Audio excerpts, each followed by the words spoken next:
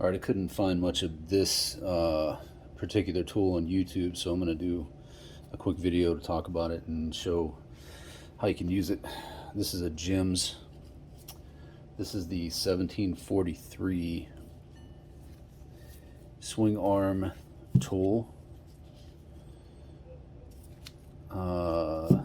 It comes with a nice big long crooked ass bolt for $275. I think that's a phenomenal bargain to get crooked shit. So get your cup outer, cup inner, and the press plug. There's also a little bearing that comes with it, and the nut and the washer. So I'll show you how to use this real quick to press out a cleve block from 83 shovelhead FLHT swing arm. I want to get that washer out of the way, and the old washer and seal thing that goes on the top here. Pry that out of there. Your repair kit should have a new washer and seal in there. Then we're going to take this plug, get this ready with the bearing, take this cup, washer, use there, and through. This has a little lip on it right here. So a little lip there, and you want to sit that right on the outside of that the block housing. Start to get this tight. You want to get that lip lined up with that housing before you start to tighten it.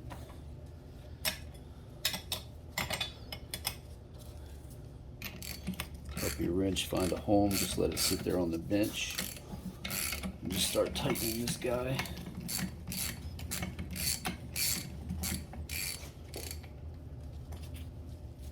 Keep that lined up with that housing. Once it gets a little tight and it's lined up, then you can go ahead and crank it.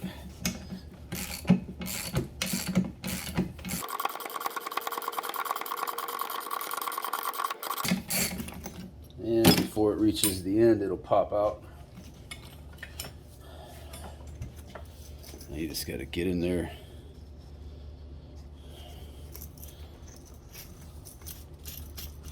Spin that nut off.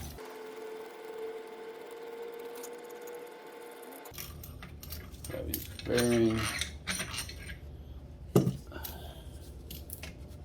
Pull that cleve block the rest of the way out and get your plug off of it. It fits really nice over top of that, pushes that out. And there's your old cleve block. So now we'll clean these up, and then I'll show you how to use the tool to install the new blocks. Alright, so again, I'm no expert, but I wanted to make this video because I couldn't find anything on the internet about how to do this anywhere. So the best that I could figure it out, I will show you.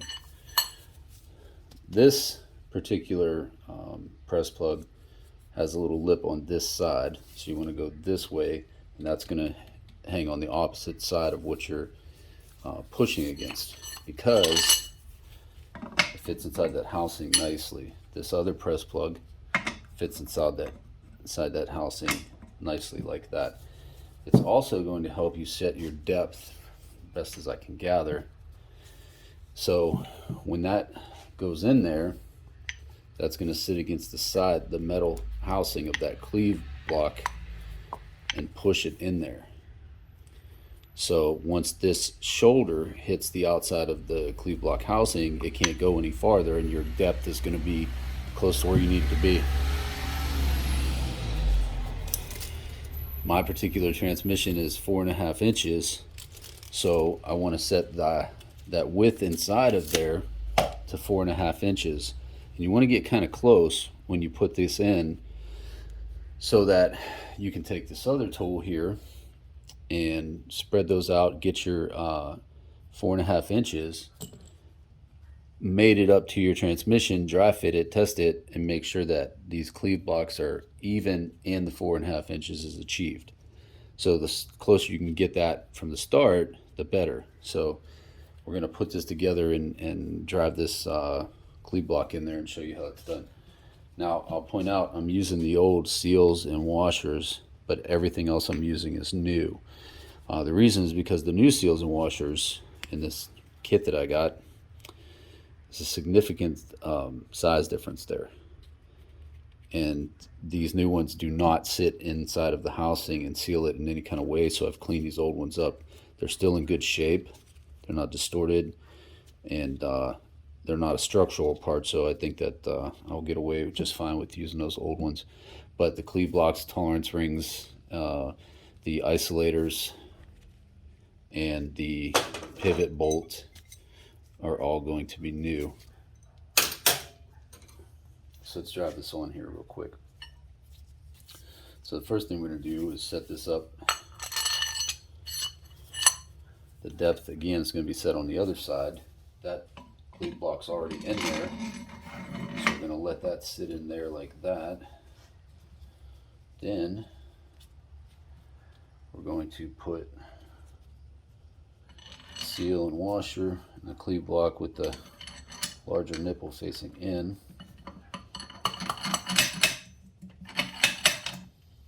Get that ready to push in there. Set this press plug in there, make sure it's even on top of that. Dry bearing and the nut.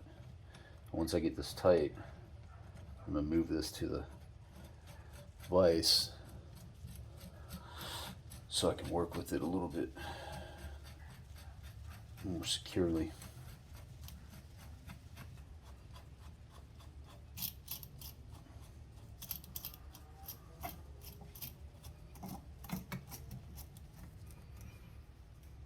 Alright, so that's secure.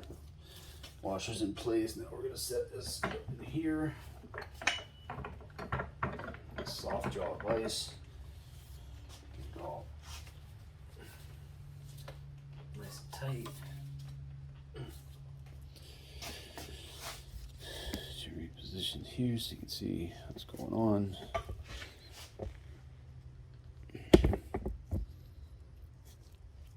Now I need to watch that cleve block disappear into that housing.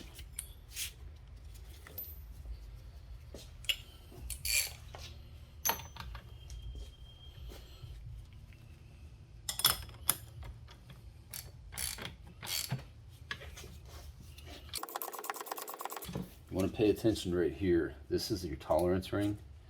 I like to put that opening where I can see it. So you want to make sure that that doesn't catch anything and get ripped off of there that could destroy that ring. And then your part is not usable until you get another ring on it or buy another assembly, depending on how bad you screw it up.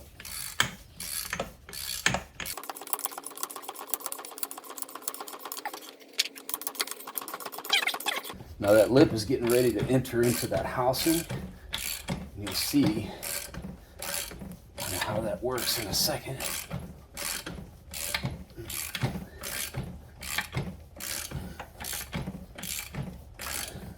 There. Now this lip is all the way in the housing. This lip is all the way in the housing, and that's as far as you can go. So we're gonna spin that around. Loosen this up. And that cleve block is installed. So we'll get this nut off real quick here.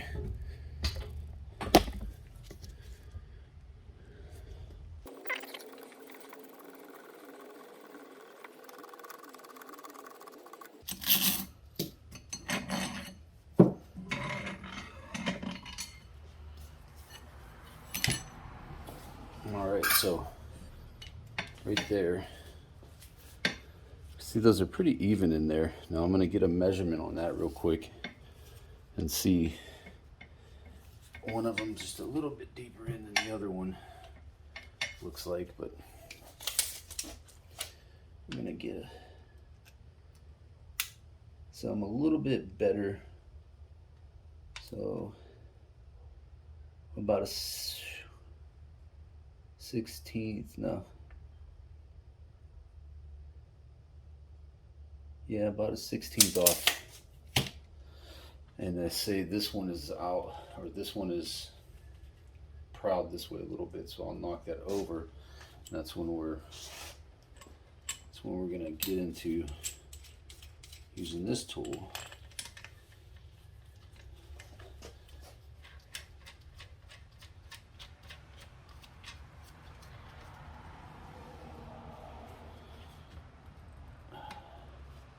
Now that that's set up, I'm gonna use this to crank this one over just a little bit here.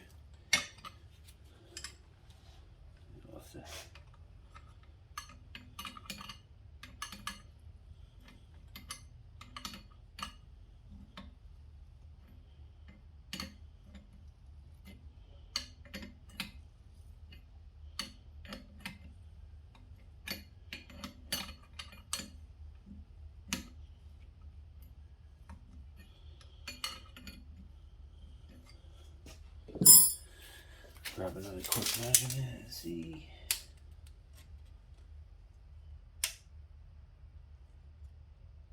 Almost right on 4.5. So from here, I'm gonna go test fit and see what I end up with here.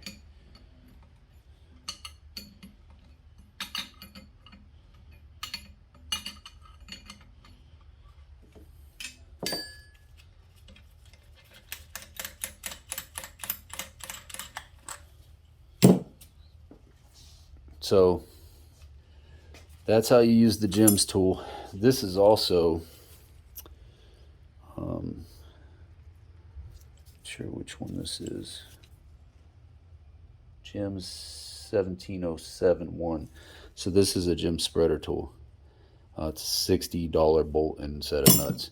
Again, if you want to be a motorcycle mechanic or builder, you should probably buy a lathe and start machining your own parts and tools. Anyway, that's how you install those.